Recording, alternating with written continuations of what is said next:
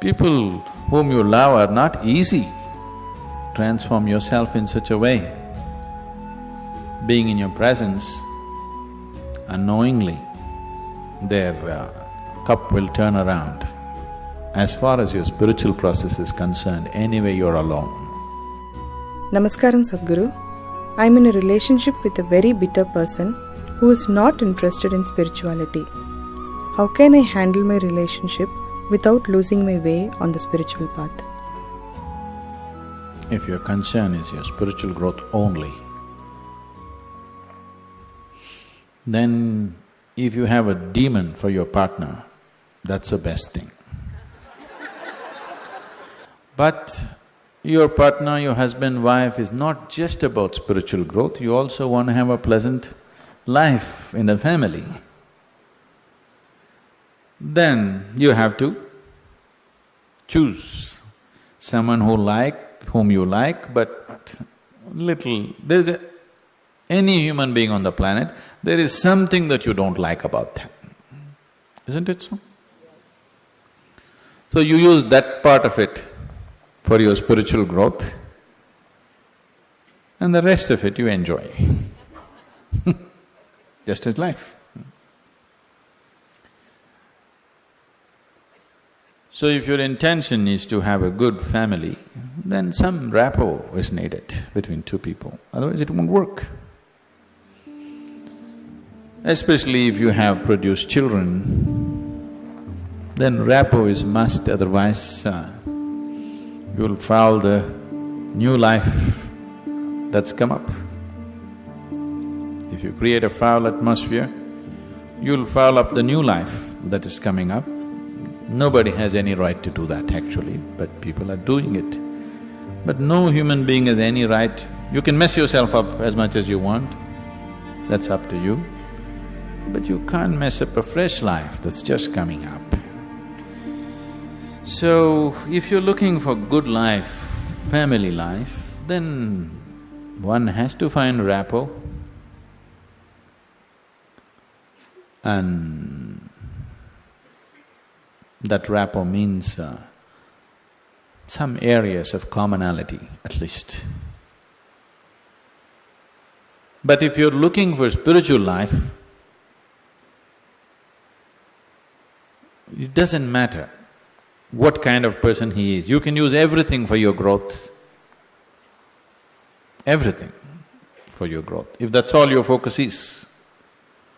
But generally your focus is both ways, you want to have a little bit of that and a little bit of this. So mixed fare. So it gets a little complex. So, to build a rapport takes effort, takes compromise, takes love, endurance. Takes endurance, you know.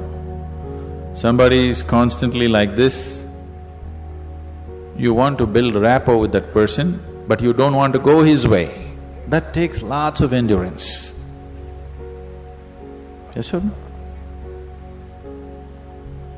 People whom you love are not easy. So what can you do? One thing is to transform yourself in such a way, being in your presence, unknowingly, their cup will turn around. Just yesterday, you know, the other day I just went out in the rain, I went out and it started raining and I was carrying both my India phones because I was expecting some calls and I mean, one is India, one is Europe, one is America, 3 phones I had. One I had in my jacket, other in my trouser pockets, and by the time I got here it got wet and both the phones just burnt up. Then people around me were telling me, Sadhguru, why carry 2 phones? Now we can have 2 SIM cards in one phone. If you hold it like this, you can speak on the India SIM card. If you turn it around, it just shifts into the other SIM card. You don't have to switch anything, just this way it handles one SIM card. If you turn it around, it handles another SIM card. You have to become like this.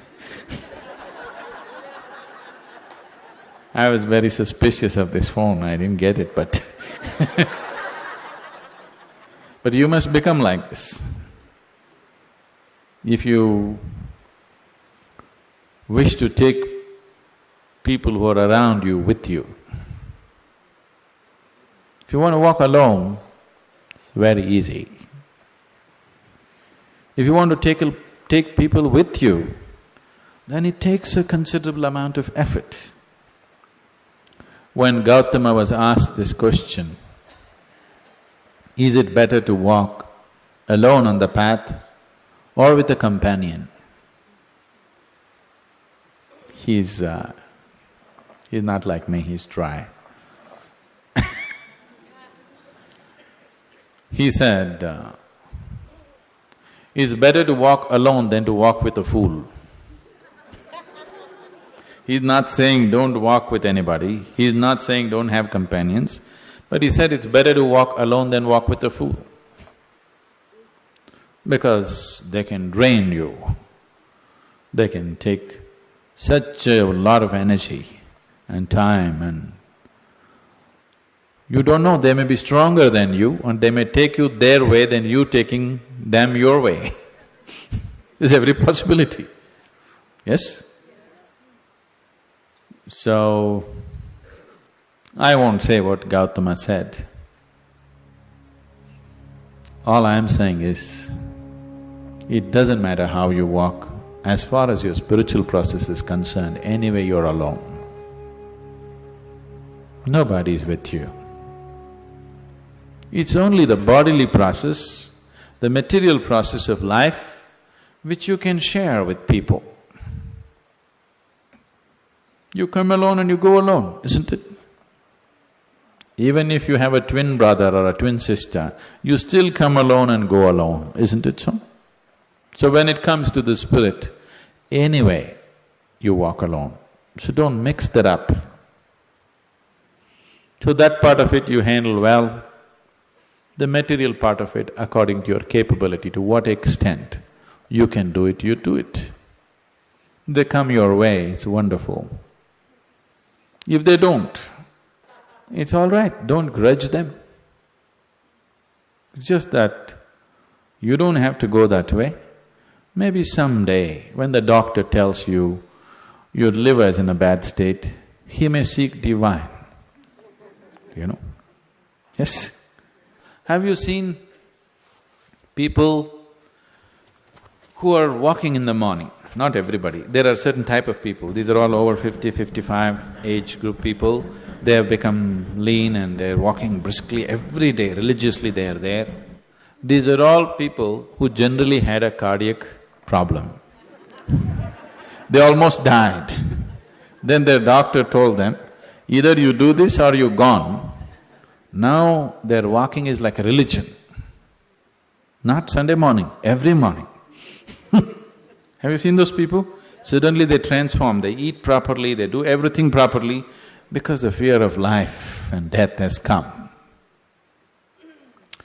So different people need different kinds of impetus. If you're sensible, you learn by just looking. If you're not sensible, you learn by thrashing. Life will thrash you. The material part of your life is never 100% proper, it never can be. Isn't it so? Is there any family which is a perfect family? Is there any relationship which is a perfect relationship? Is there any business which is a perfect business? Is there any career which is a perfect career? There is no such thing, don't seek that. Your life will become wasteful and fanciful if you seek such things. They all happen to the extent you're capable of handling them, that's all. So, you make sure the spiritual part of your life, you handle it 100% properly.